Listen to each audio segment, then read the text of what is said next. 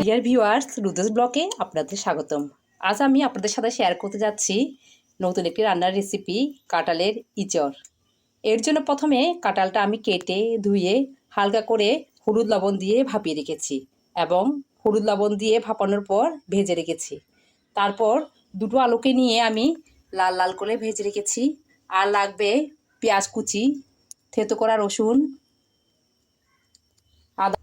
আদা বাটা, ধনে গুঁড়ো, জিরে গুঁড়ো, হলুদের গুঁড়ো এবং মরিচের গুঁড়োকে পেস্ট করে রেখেছি জল দিয়ে। আর লাগবে ঘি, আর ফোড়নের জন্য লাগবে দারুচিনি, তেজপাতা ও পাঁচফোড়ন। এখন আমি রান্নাটা শুরু করব। গ্যাসটা জ্বালিয়ে দিয়েছি, কড়াইটা একটু গরম করে নিচ্ছি। আমার কড়াইটা গরম হয়ে গিয়েছে, এখন আমি দিয়ে দিচ্ছি সরিষার তেল।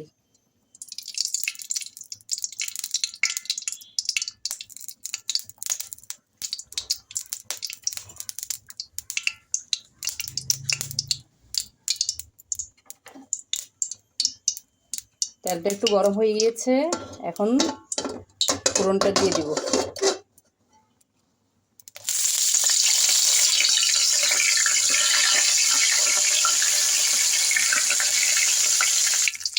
এখন দিয়ে দিচ্ছি পেঁয়াজ কুচি।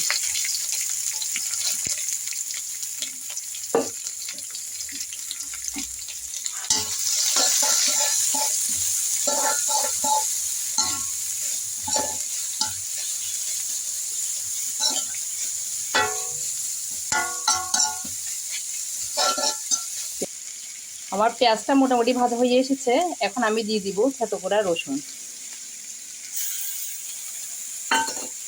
নেড়ে দেব।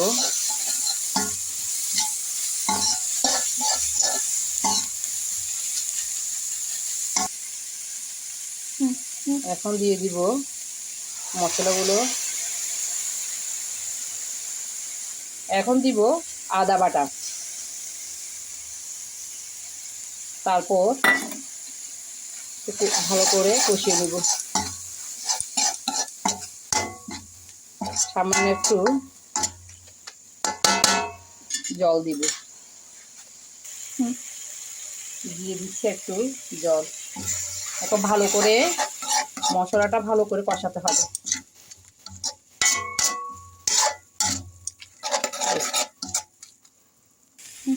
ভিউয়ার্স, আমাদের মশলাটা ভাজা হয়ে গেছে। এই যে এখন আমি ভাজা কাঁঠালটা দিয়ে দিব।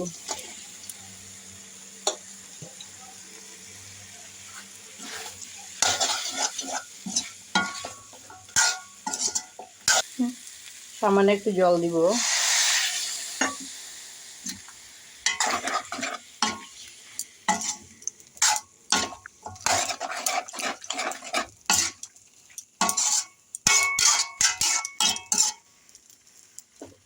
আলুগুলো দিয়ে দিব।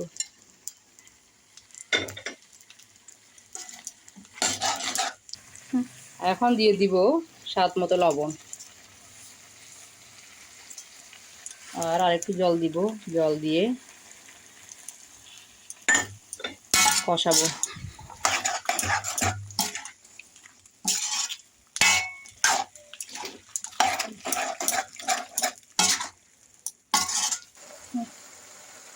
তরকারিটা আমার কষানো হয়ে গিয়েছে, এখন আমি জল দিয়ে 10 মিনিটের জন্য ঢাকা দিয়ে দিব। একটু জল দিয়ে দিব।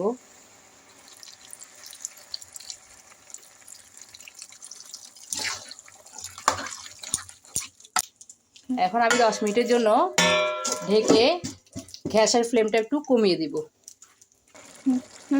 ভিউয়ার্স, আমাদের রান্নাটা হয়ে এসেছে। এই যে আমি দিয়ে দিলাম 1 চামচ চিনি, একটু নেড়ে দিব।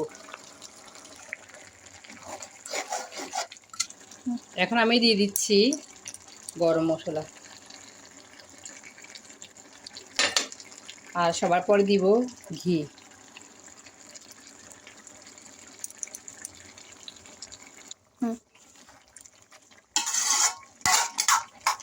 এই যে দেখুন ভিউয়ার্স, আমার রান্না হয়ে গেছে। আমি একটা প্লেটে তুলে দেখাচ্ছি আপনাদের কেমন হয়েছে এটা রংটা।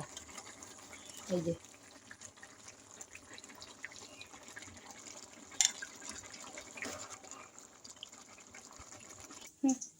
ভিউয়ার্স, তৈরি হয়ে গেল আমাদের কাঁঠালের ইঁচড়।